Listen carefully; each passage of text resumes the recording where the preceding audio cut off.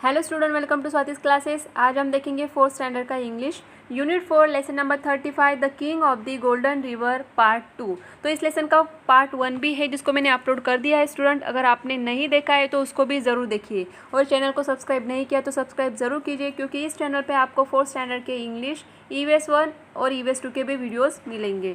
तो देखिए स्टूडेंट, यहाँ पे सेकंड पार्ट स्टार्ट करने से पहले थोड़ा सा पार्ट 1 को हम रिवाइज करेंगे कि वहाँ पे जो एक स्ट्रेंजर आया था, जो तीन भाई थे, देखिए ग्लक, हैंस एंड श्वार्ज, ये तीनों भाई थे जिनके यहाँ पे आए थे। जो स्ट्रेंजर आया था उसको ग्लक ने क्या दिया था, खाना पीना सब दिया था। तो उस चीज़ को लेकर यहाँ पे जो श्वार्ज एंड हैंस, ये दोनों भाई थे, उन्होंने क्या किया था, स्ट्रेंजर को घर से बाहर निकाल दिया था। और जब उन्होंने घर से बाहर निकाल दिया था तो उस टाइम उनको क्या मिला था, उस रात को उन्हें एक कार्ड मिला था जिसके ऊपर लिखा था यहाँ पे साउथ वेस्ट विंड। यहाँ पे देखिए आपको दिख रहा है, इस तरीके से कुछ वर्ड्स उसने लिखे हुए थे। वो वाइट कार्ड उन दोनों भाइयों को मिला था। तो south west wind was true to his word. तो जैसे ये वर्ड्स उसने लिखे थे ये सही साबित हुए। कैसे, ये हम देखेंगे। He did not return to treasure valley after that night. जैसे कि जो स्ट्रेंजर उनके घर पे आया था उसके बाद, उस रात के बाद वो फिर से उस ट्रेजर वैली में नहीं आया था। Neither did any other wind, और उसके बाद कोई विंड भी नहीं आया। जैसे कि हमने फर्स्ट पार्ट में देखा था कि विंड के साथ साथ वहाँ पे बादल भी आते थे और बारिश होती थी वैली में, जिसके कारण उसे ट्रेजर वैली कहा जाता था, क्योंकि वहाँ पे खेती अच्छी होती थी। लेकिन यहाँ पे विंड ना आने के कारण बादल भी नहीं आते थे। So there was no rain, और उसके कारण ही वहाँ पे बारिश भी नहीं होती थी। नथिंग ग्रू इन ट्रेजर वैली एनी मोर, और देखिए बारिश ही नहीं होगी तो वहाँ पे खेती में कुछ आएगा ही नहीं, ग्रो होएगा ही नहीं वहाँ पे। तो इसीलिए ट्रेजर वैली में भी वहाँ पे कुछ भी ग्रो नहीं हो रहा था। The brothers made no more profits. तो जैसे कि ये ब्रदर जो थे खेती कर रहे थे तो उनको काफ़ी अच्छा प्रॉफिट होता था, लेकिन वहाँ पे बारिश न होने के कारण इनको भी प्रॉफिट नहीं हो रहा था किसी भी तरीके का। The weak brothers then began to make money by selling gold. तो देखिए उन्होंने फिर से क्या किया, यहाँ पे पैसे पाने के लिए उन्होंने क्या किया, दोनों भाइयों ने जो उनके पास गोल्ड था, सोना था, जो भी चीज़ें थी, उनको सेल करना शुरू किया, बेचना शुरू किया। They melted in a furnace the gold articles they had. तो उनके पास जो भी गोल्ड आर्टिकल्स होते थे उन्हें फर्नेस मतलब जो भट्टी होती है जिसमें सोना पिघलाया जाता है, मेल्ट किया जाता है, वहाँ पे वो मेल्ट करते थे और फिर बेचते थे। They mix a lot of copper in it and sold the mix as a pure gold. और ये क्या करते थे, सोना जो पिघलते थे, मेल्ट करते थे, उसमें कॉपर मिक्स कर देते थे और प्योर गोल्ड बता के उसको बेचते थे। Again they made poor Gluck work in a furnace while they spend the money on themselves. तो ये लोग क्या करते थे, पैसे तो खुद कमाते थे और खुद के लिए स्पेंड करते थे, लेकिन यहाँ पे काम करने के लिए फिर से एक लग जो था छोटा भाई, उसे काम करने में लगा देते थे। Soon all the gold in the house was spend. तो जितना भी गोल्ड उनके पास था ये पूरी तरीके से उन्होंने क्या किया था, यहाँ पे बेच दिया था। Only one thing was left, a beautiful golden mug that belong to Gluck. तो देखिए सिर्फ वहाँ पे एक गोल्डन मग रह जाता है जो कि छोटा भाई जो था ग्लक उसका था। Gluck's uncle had given it to him when he was a baby. तो उसके जो अंकल थे उन्होंने उसे दिया था वो गोल्डन मग जब वो छोटा बेबी था। Gluck use to drink both milk and water from it. और ये छोटा जो भाई था उनका, ये क्या करता था, उसी मग से पानी या फिर दूध पीता था। और strange beard face was delicately काव ऑन दी मग। और उस मग पे एक स्ट्रेंज बियर्ड, दाढ़ी वाला जो फेस होता है, उस तरीके से एक स्ट्रेंजर का पिक्चर वहाँ पे कार्व किया गया था। Gluck was very fond of the mug. और वो हमेशा उसे यूज़ करता था, इसीलिए वो हमेशा क्या करता था, उसे यूज़ करता था, इसके लिए उसे अच्छा लगता था, एक बॉन्डिंग उसके साथ बन गई थी। He did not want to part with it but his weak brothers only laugh at him and threw the mug in the furnace. तो देखिए यहाँ पे उसे बिल्कुल भी ये अच्छा नहीं लग रहा था कि उसका मग अभी उसके पास नहीं रहेगा, लेकिन उसके जो दोनों भाई थे वो उन्होंने क्या किया, यहाँ पे हंसने लगे ज़ोर ज़ोर से और उसके हाथ से वो मग लिया और उसे उस भट्टी में डाल दिया। They asked Gluck to pour the gold when the mug was melted and went out on some weak enterprise. तो यहाँ पे उसे फिर से वो काम में लगा देते हैं छोटे भाई को कि तुम्हें क्या करना है, जो मग अभी मेल्ट हो जाएगा उसे पोर करना है यहाँ पे। तो ये काम उसे लगा देते हैं। Sadly Gluck sat down to watch over the mug behind being melted. और यहाँ पे उसके हाथ में कुछ नहीं होता यहाँ पे, क्योंकि जो मग है अभी मेल्ट हो रहा है, तो वो सिर्फ बैठ के उसे देखता रहता है। But strangely after some time he began to hear a voice singing from the furnace. लेकिन कुछ देर के बाद उसे कुछ सिंगिंग, गाने की आवाज़ सुनाई देती है उस भट्टी से। He lifted the lid of the crucible and what did he see. तो देखिए यहाँ पे जो मतलब वहाँ पे उन्होंने जो भट्टी लगाई थी जिसमें वो मेल्ट करने के लिए रखा था, उसका लीड वो क्या करता है, खोलता है और फिर देखता है the face of his old beard friend on top of the melted gold. तो जैसे कि मग के ऊपर एक फेस बनाया गया था एक दाढ़ी वाले इंसान का, स्ट्रेंजर का, तो वही फेस उसे मेल्टेड गोल्ड के ऊपर दिख रहा था टॉप पे।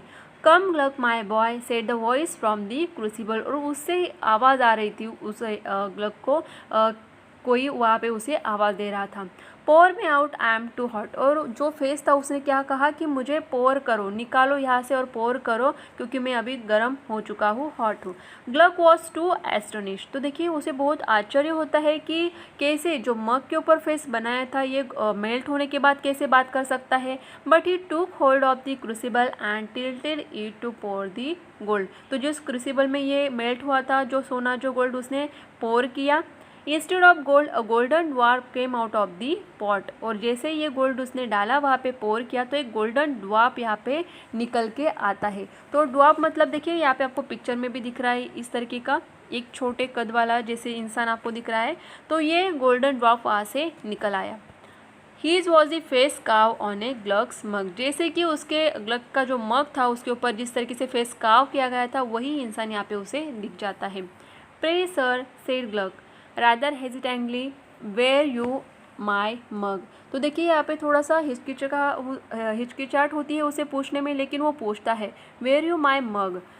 देन उसके बाद क्या होता है देखेंगे, I am the king of what you call the golden river, तो वो कौन होता है, एक किंग होता है, जैसे लोग गोल्डन रिवर कहते हैं, जैसे कि हमने फर्स्ट पार्ट में देखा था एक गोल्डन रिवर थी जहाँ पे सूरज की रोशनी पड़ने से उसका कलर जो है गोल्डन दिखता था।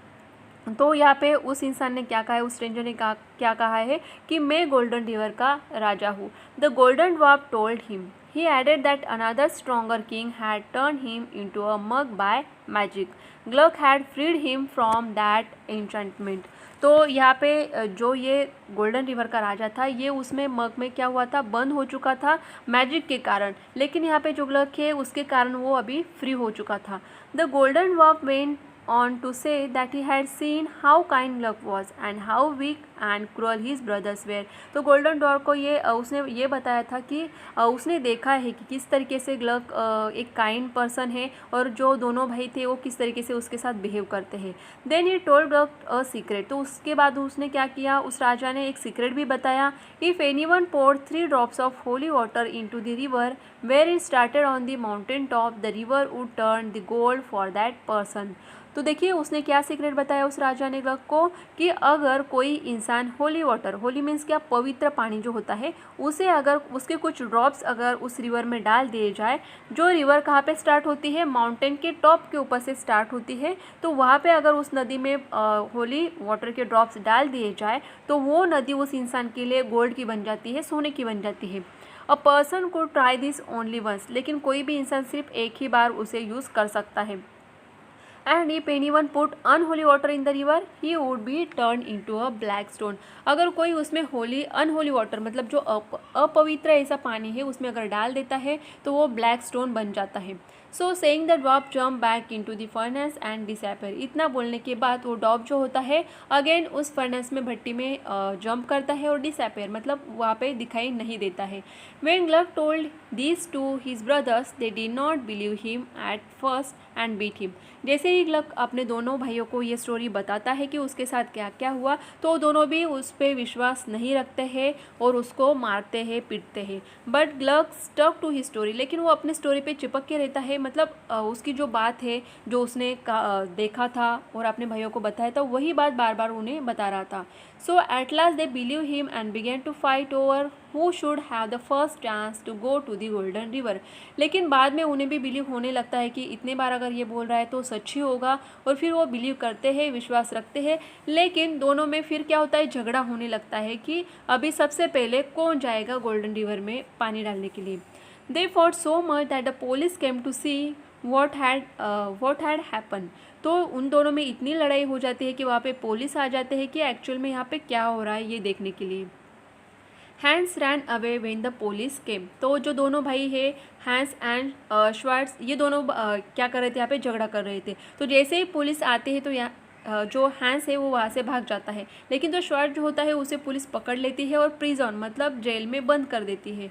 Hence was happy that Schwartz was in a prison. तो हैंस को खुशी हो जाती है कि यहाँ पे श्वार्ट्ज जो है अभी जेल में है, तो मैं ही ये काम करूँगा गोल्डन रिवर का। The very next morning he went to the church, stole some holy water and set off for the mountain. और नेक्स्ट मॉर्निंग में ये क्या करता है, श्वार्ट्ज चर्च में जाता है, वहाँ से जो होली वाटर होता है उसको चुरा लेता है और फिर माउंटेन के ऊपर चढ़ना शुरू कर देता है। It was not easy to climb the mountain. और ये बिल्कुल भी ईजी नहीं था कम माउंटेन को चढ़ के जाना।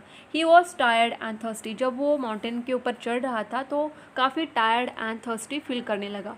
Soon Hans thought he would drink some of the holy water himself। तो देखिए यहाँ पे जो हैंस है ये क्या करता है, सोचता है यहाँ पे कि जो होली वाटर मैंने लाया है यहाँ पे उसको क्या करूँगा मैं, यहाँ पे मैं क्या करूँगा, थोड़ा सा पानी इसमें से पी लूँगा।